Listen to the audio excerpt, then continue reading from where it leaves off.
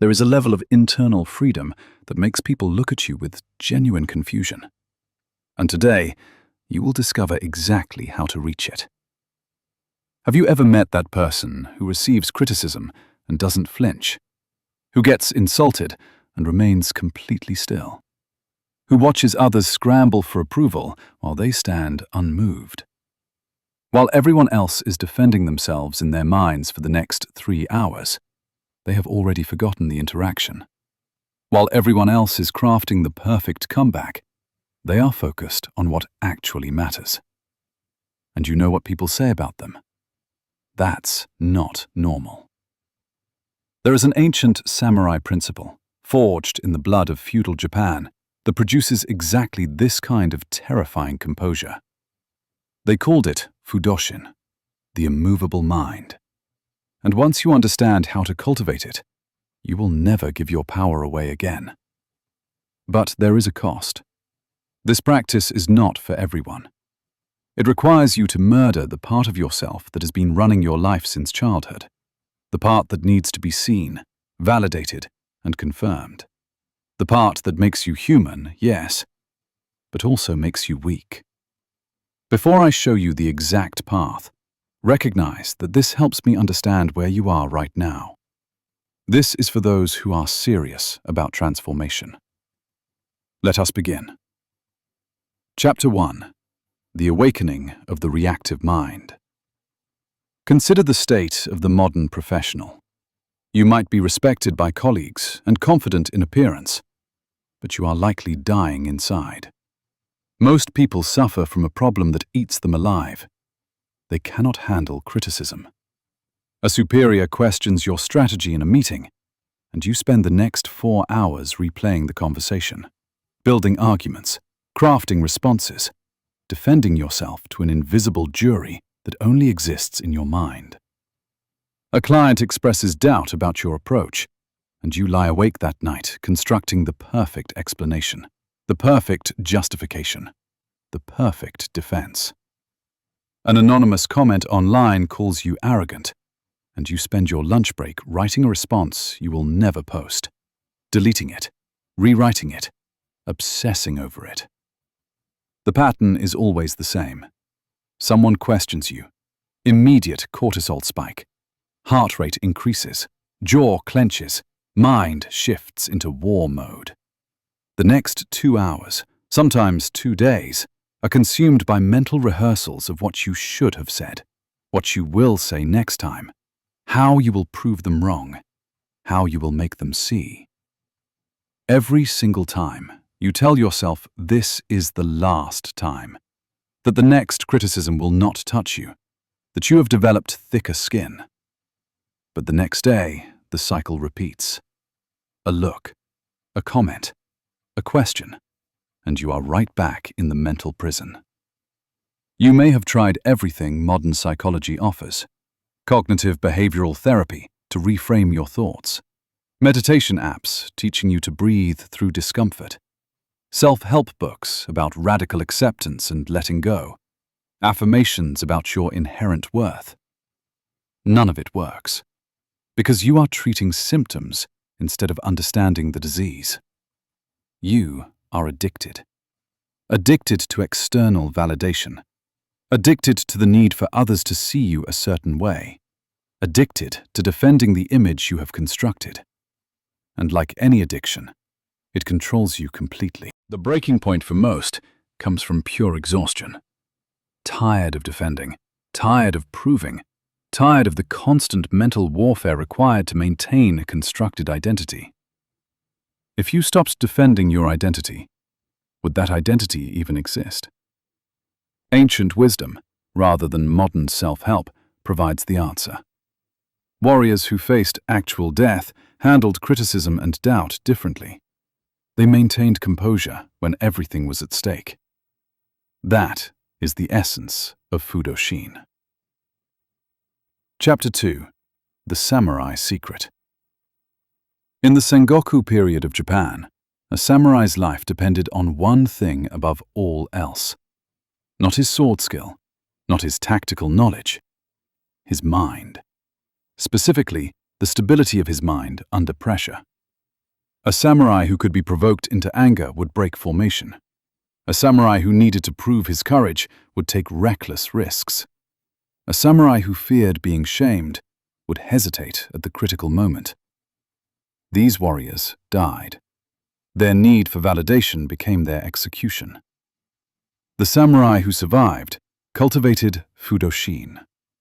Literally translated, it means immovable mind. It is not about having a strong mind in the sense of being loud or aggressive. It is about having a mind that cannot be moved by external events. A mind that remains in perfect equilibrium, regardless of praise or criticism, victory or defeat, honor or shame. Miyamoto Musashi, the greatest swordsman in Japanese history, wrote about this in the Book of Five Rings. He said, the ultimate state is Heijoshin, the mind of every day. A mind that remains exactly the same whether facing a peasant or an emperor. The mind does not change. The mind does not react. The mind remains. This was survival technology. In a duel, the samurai who reacted to his opponent's feint would expose himself. The samurai who got angry at disrespect would attack recklessly. Musashi killed over 60 men in duels, not because he was the fastest, but because he was unmoved. His opponents would try to provoke him with insults before the fight. He would bow. They would question his lineage and his courage. He would breathe. They would attack with fury. He would respond with precision. They died because they needed something from the interaction, validation of their strength or the destruction of his. He lived because he needed nothing. Fudoshin is the mind that has transcended the need for external validation. You hear the criticism, you feel the sting, but the sting does not reach the core. Your identity is not dependent on anyone else's perception of you. Every time you react emotionally to someone's opinion, you are making them the authority over your internal state. You are handing them your power. The samurai never handed over power. Chapter 3. The Science of the Immovable Mind. Modern neuroscience has validated exactly why Fudoshin works. When you receive criticism, your amygdala, the primitive threat detection center, interprets it as a survival threat. Not metaphorically, literally. Your ancestors who were rejected by the tribe died. Exile meant death. So your brain evolved to treat social rejection as a physical threat. When someone criticizes you, your body releases cortisol and adrenaline, the same chemicals released when a predator attacks. Your heart rate increases, your muscles tense, your thinking narrows. You enter fight or flight mode. But here is what is critical. This response is not automatic.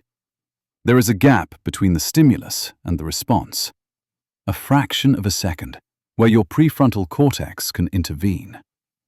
The samurai trained specifically to widen this gap, to observe the urge to defend without obeying it.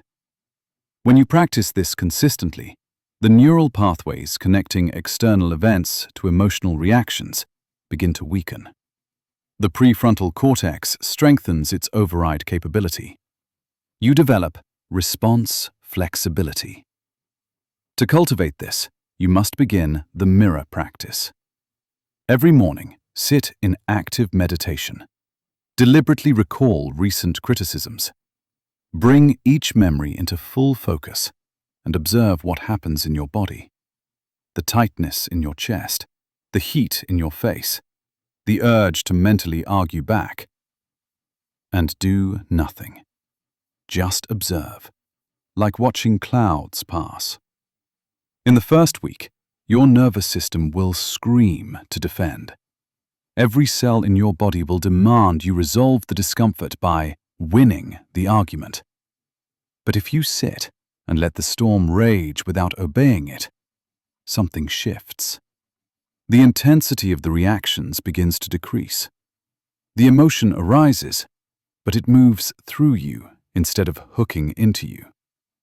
You eventually reach a point where a superior can criticize your work in front of a team, and you can simply nod, acknowledge the point, and move on. Internally, you watch the ego screaming, but you do not jump into the traffic of those thoughts. Chapter 4. The Obstacle and the Pre-Solution. The real test of Fudoshin comes when the stakes are high: financial loss, reputational damage, or a major life setback. Imagine receiving news that a major project has failed, or a client has terminated a relationship because of your style. The old pattern kicks in.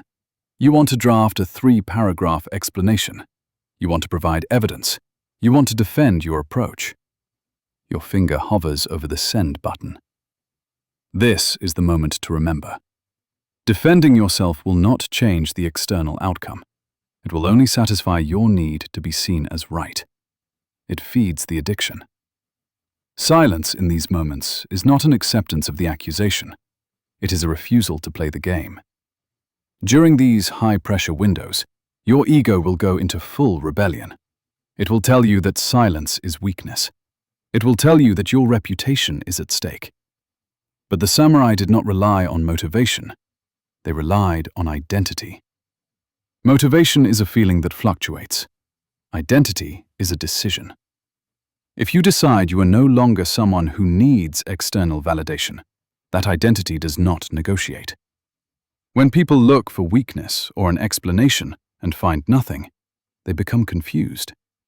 That confusion is proof of your transformation. Normal people defend themselves. Normal people explain. Normal people need others to understand their side. To be immovable, you must stop being normal. Chapter 5. The Transformation and the Lonely Path. After months of practice, your fundamental relationship with the world changes. You might find yourself in a high-stakes meeting where your commitment is questioned. The old version of you would have panicked and reassured. The new version acknowledges the situation without performing for approval. When you say, "I'm committed to excellence, but I'm no longer performing for approval," the power dynamic shifts. You are no longer seeking validation for your commitment. You are simply stating a fact. This presence commands respect without demanding it. People see something they rarely encounter: someone who does not need their approval to function. However, your friends and family may not all react positively. They may say you have become cold or distant. They might miss the version of you that was fun because you cared so much about their opinions. Your lack of reaction makes them aware of their own reactivity. Your composure highlights their chaos. They will try to pull you back down, framing it as concern. The samurai accepted this. The path of the warrior is lonely because most people cannot handle being around someone who doesn't need them. Your stability feels like rejection to them. Your peace feels like indifference. Let them feel that way. You are not responsible for their comfort with your freedom. Eventually, you reach a state where even vindication feels like nothing. If a client who once rejected you comes back, you feel no sweet satisfaction. Why? Because your sense of worth was never dependent on them leaving or staying. Your worth exists independent of all external factors. This is Fudoshin. You feel everything, but you are moved by nothing. Chapter 6. The Death of Your Social Performance. There is a version of you that exists only in other people's minds, a constructed avatar that you have spent years carefully maintaining. This avatar smiles at the right moments, says the right things, performs gratitude when complimented, performs humility when praised, performs outrage when criticized. It is exhausting, because this avatar is not real. Every social interaction becomes a calculation. Before you speak, you run a simulation. How will this be received? Will they think less of me? Will they think more of me? Should I agree to maintain harmony? Should I disagree to appear independent? The mental energy consumed by this performance is staggering, and you wonder why you are tired at the end of every day. The immovable mind requires the complete annihilation of this performance. Not reduction, not modification. Complete death. When someone compliments your work, the old you would have performed false modesty, while secretly hoping they would elaborate. The new you simply acknowledges it and moves on. No internal grasping for more validation. No mental replay of their words. They said it. You heard it. It is over. When someone insults your intelligence in front of colleagues, the old you would have either defended immediately or spent 3 days crafting the perfect delayed response. The new you registers the statement as data. Not personal data, just information about that person's current state of mind. You do not absorb it. You do not reject it. You let it pass through like wind through an open window. This will feel like death, because it is. The false self, the one that needed constant feeding and validation, is dying. And that self will not die quietly. It will scream. It will tell you that this path leads to isolation, that you need to care what others think, that your reputation depends on defending yourself. These are the death rattles of an identity that was never yours to begin with. The samurai understood something profound. You cannot serve two masters. You cannot serve truth and serve approval. You cannot be immovable and also be loved by everyone. Choose one. The warriors chose the immovable mind. They accepted that this choice would cost them the comfort of being understood by the masses. In practical terms, this means you stop explaining yourself. Someone asks why you made a decision, and instead of providing a 10-minute justification, you simply state, "That was my assessment." They push back. You remain silent. They interpret your silence as arrogance or stupidity or weakness. Let them. Their interpretation is not your responsibility. You stop defending your character. Someone spreads a rumor about you. The old pattern would be to immediately craft a counter-narrative. The new pattern is to do nothing. If your character can be destroyed by someone else's words, it was never solid to begin with. The truth does not need your defense. It exists independent of who believes it. You stop performing your credentials. Someone questions your expertise. The old you would have listed your qualifications and experience. The new you simply continues doing the work. Results speak. The immovable mind does not announce itself. It demonstrates itself through consistency over time. This is where most people fail. They intellectually understand Fudoshin, but cannot actually implement it, because the social cost feels too high. They want the composure without the loneliness. They want the freedom without the misunderstanding. They want to be unmoved, but still liked by everyone. This is impossible. The immovable mind is not compatible with the need to be universally approved. Chapter 7. The Weaponization of Silence. Silence is not passive. In the hands of someone with Fudoshin, silence becomes the most powerful weapon in any interaction. When you stop filling every gap with explanation, justification, or defense, something extraordinary happens. Other people's chaos becomes visible. Picture a colleague publicly questioning your competence in a meeting. The room goes quiet. Everyone waits for your response. The old you would have immediately launched into a defense, citing past successes and explaining your reasoning. The new you? You hold their gaze for 3 seconds. You nod once. You say nothing. You move to the next agenda item. What just happened? You refused to engage in the game.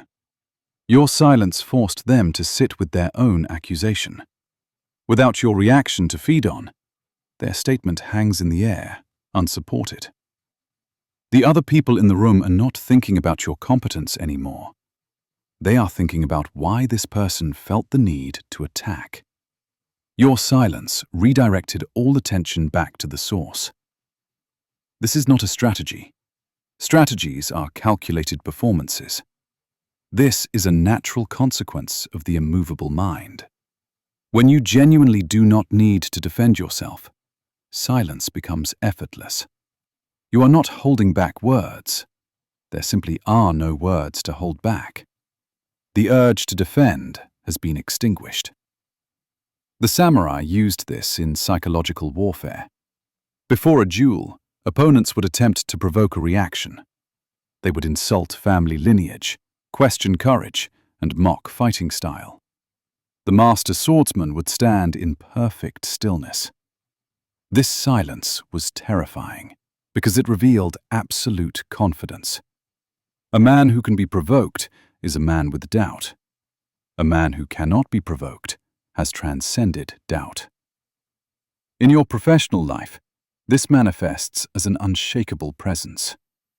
A client threatens to leave unless you lower your rates. The old you would have panicked and negotiated from fear. The new you acknowledges their position and simply states your value. If they leave, they leave. Your worth is not determined by their decision. This is not arrogance. This is clarity. A superior publicly criticizes your judgment. The old you would have provided evidence and arguments and examples proving your judgment was sound. The new you listens fully, considers whether the criticism has merit. If it does, you integrate it. If it does not, you discard it. Either way, you do not perform. You do not justify. You process and move forward. But here is the trap most people fall into. They use silence as a tactic, while still being internally reactive. They stay quiet on the outside, while their mind is screaming on the inside. This is not Fudoshin. This is suppression. The immovable mind is not about controlling your external behavior. It is about transforming your internal state. True silence emerges from genuine indifference to external validation. You are not choosing to be silent. You simply have nothing to defend. Someone calls you incompetent. You check. Am I competent? If yes, their statement is false data. Discard it. If no, their statement is useful feedback. Integrate it. Either way, there is no emotional charge. No need to correct them. No need to prove anything. This creates a paradoxical effect. The less you care about how people perceive you, the more they respect you. Not always, not everyone. But the people worth having in your life will recognize something rare. Someone who cannot be manipulated through social pressure. Someone whose behavior is not contingent on their approval. Someone who is unmoved. The mediocre will interpret this as coldness. Let them. The strong will recognize it as strength. Those are the only people whose opinions matter anyway. And even their opinions? You register them, you consider them, but you are not moved by them. Chapter 8. The Inevitability of Testing. Once you begin walking this path, life will test you. Not metaphorically. The universe has a way of detecting new practices and immediately challenging them. This is not punishment. This is calibration. You cannot claim to have an immovable mind until that mind has been pressured from every angle. The tests will come in waves. First wave. Minor provocations. Someone makes a sarcastic comment about your work. Someone questions your decision in front of others. Someone spreads a minor rumor. These are the training rounds. If you react to these, you are not ready for the real tests. The samurai trained daily with wooden swords before ever facing a live blade. You must pass the small tests before the large ones arrive. Second wave. direct attacks on your reputation. A client publicly blames you for a failed project. A colleague takes credit for your work. Someone creates a narrative about you that is factually false, but socially believable. This is where most people break. The stakes feel too high. The cost of silence feels greater than the cost of defending. But this is precisely when silence is most powerful. Consider the samurai facing an opponent who has spread lies about his courage before the duel. Everyone believes the lies. Everyone expects him to defend his honor with words. Instead, he simply wins the duel, cleanly, efficiently, undeniably. The lies evaporate. The truth of his skill speaks louder than any defense could have. You do not defend your reputation with words. You demonstrate your character through consistent action over time. The people who matter will see it. The people who do not see it do not matter. This distinction is crucial. You are not trying to convince everyone. You are allowing the truth to reveal itself to those capable of perceiving it. Third wave. Attacks from those closest to you. This is the most brutal test. A family member questions your choices. A longtime friend expresses disappointment in who you have become. Your partner says you have changed, and not for the better. These cut deeper because you actually care about these people. Their opinions genuinely matter to you. This is where Fudoshin is most easily abandoned. You think, surely I owe them an explanation. Surely these relationships require me to defend myself. But look closer at that impulse. You do not want to explain for their benefit. You want to explain for yours. You need them to see you the way you see yourself. You need their validation. This is the addiction speaking. The immovable mind does not change based on who is questioning it. If you would not defend yourself to a stranger, you do not defend yourself to a friend. If you would not justify yourself to a colleague, you do not justify yourself to family. The principle is absolute. The moment you make exceptions, you prove the mind is still movable. But here is the nuance. Fudoshin is not about being rigid or inflexible in your thinking. You can listen to criticism from those you respect and genuinely evaluate whether it has merit. The difference is internal. You are considering their perspective, not performing for their approval. You might change your behavior based on new information, but you are not changing it to avoid their disappointment. A partner says, "You have become distant." The reactive response is to immediately reassure them that you still care. The immovable response is to genuinely examine the statement. Have you become distant? If yes, is this distance necessary for your development? If no, what is the actual change they are perceiving? You process the information. You respond from clarity, not from the need to maintain their approval. Fourth wave. Success and praise. This is the test no one expects. You implement Fudoshin. You stop reacting. You develop genuine composure. And then people start noticing. They praise your strength. They admire your calm. They want to know your secret. And your ego, starving from months of not being fed, sees an opportunity. Finally, validation for not seeking validation. The irony would be amusing if it were not so dangerous. The immovable mind does not celebrate its own immovability. The moment you become proud of your composure, you have re-established the need for external validation. It has simply shifted form. You are no longer seeking approval for your accomplishments. You are seeking approval for your non-seeking. This is the same trap with the spiritual veneer. Musashi won 60 duels and never spoke of them. When pressed, he would discuss technique, but never his victories. Why? Because the victories were irrelevant to the practice. He did not fight to prove he was the greatest. He fought because he was a swordsman, and fighting was the natural expression of that identity. The results did not define him. The practice did. When someone praises your newfound composure, the test is to receive it exactly the same way you would receive criticism. You acknowledge it.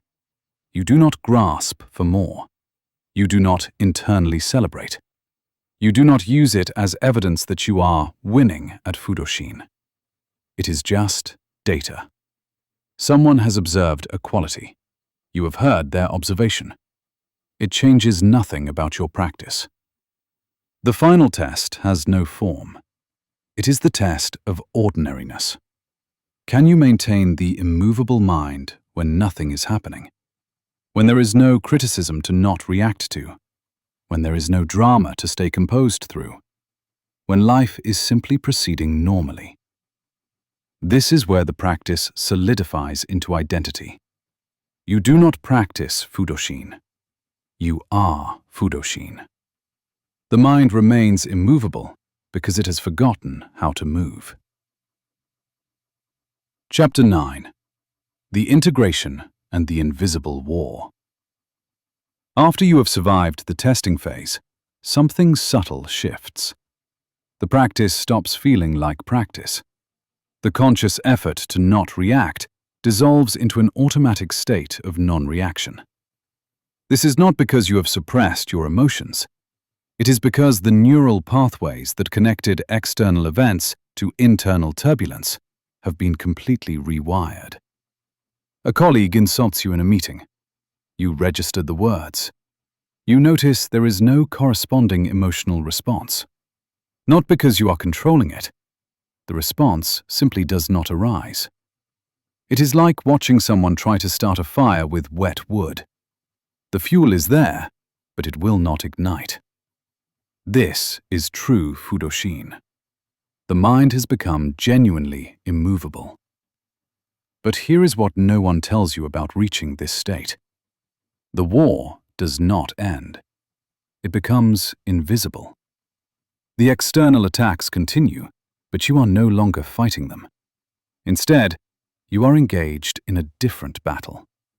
The battle to maintain the immovable mind in a world that constantly demands reaction. Every social structure is designed to provoke response. Marketing wants you to react with desire. News wants you to react with outrage. Social media wants you to react with validation seeking. Politics wants you to react with tribal allegiance. Even well-meaning friends want you to react with enthusiasm to their stories. The entire modern world is optimized to move your mind. The samurai could retreat to the dojo. You cannot. You are embedded in a society that interprets your non-reaction as malfunction. When you do not get excited about the things you are supposed to get excited about, people become concerned. When you do not get outraged about the things you are supposed to be outraged about, people become suspicious. Your composure is interpreted as apathy. Your peace is interpreted as depression. This is the invisible war. Defending your right to an immovable mind against a culture that demands you be constantly moved. And unlike the external attacks, which you can ignore, this is an internal negotiation. Part of you wants to fit in, wants to join the collective emotional responses, wants to be normal. That part never fully dies. You simply learn to observe it without obeying it. You are at a dinner party. Someone brings up a controversial topic. The table erupts in passionate debate. Everyone is performing their outrage or agreement. They look at you. What do you think? The old you would have calculated which position would make you most likable. The current you genuinely examines the question. You might have a perspective. You might not. Either way, you state it without emotional investment in how it is received. But here is what happens next. Your calm statement in the middle of an emotional storm makes people uncomfortable. They escalate, trying to provoke a reaction. You cannot really believe that. Do you not care about this? How can you be so calm about something so important? They are not actually asking questions. They are trying to move your mind, to pull you into their emotional frequency. This is where the practice becomes warfare. Not against them, against the part of you that wants to give them what they want. The part that wants to match their energy so they will like you. The part that wants to perform emotion to prove you are human. The samurai faced death. You face social awkwardness. The principle is the same. Do not move. You can engage in the conversation. You can explain your position. But the moment you sense yourself performing for their approval or defending against their disapproval, you stop. Mid-sentence if necessary. Let them interpret that however they want. You are not managing their emotional experience. You are maintaining your own clarity. Over time, this creates a strange social effect. Most people will drift away. They cannot handle sustained interaction with someone who will not engage in the collective performance. But a small number will move closer. These are the rare individuals who recognize what you have cultivated. They do not praise it. They do not ask how you do it. They simply exist in the same frequency. These become your true allies. The invisible war also manifests internally through memory. Your mind will occasionally replay past situations where you did react, where you did defend, where you did perform. And it will generate shame. Look how weak I was. This is the ego trying to re-establish control through a different mechanism. Instead of seeking external validation, it is seeking internal validation. Look how much better I am now than I was then. Fudoshin transcends even this. There is no judgment of your past reactive self. That version of you was operating with the consciousness available at that time. You have evolved. But evolution is not a moral achievement. It is a natural process. You do not congratulate a tree for growing taller. You do not shame it for having once been a seed. The same applies to your development. When memories of past reactivity arise, observe them with the same immovable attention you give current provocations. Do not defend your past self. Do not condemn your past self. Simply acknowledge, that was my state then. This is my state now. The difference is data, not identity. The final aspect of the invisible war is the temptation to teach Fudoshin to others. You will see people suffering from the same addiction to validation that once controlled you. You will want to help them. You will want to share what you have learned.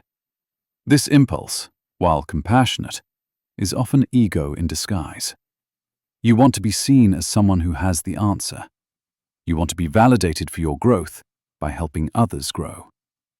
The samurai transmitted their knowledge only to serious students who explicitly requested it.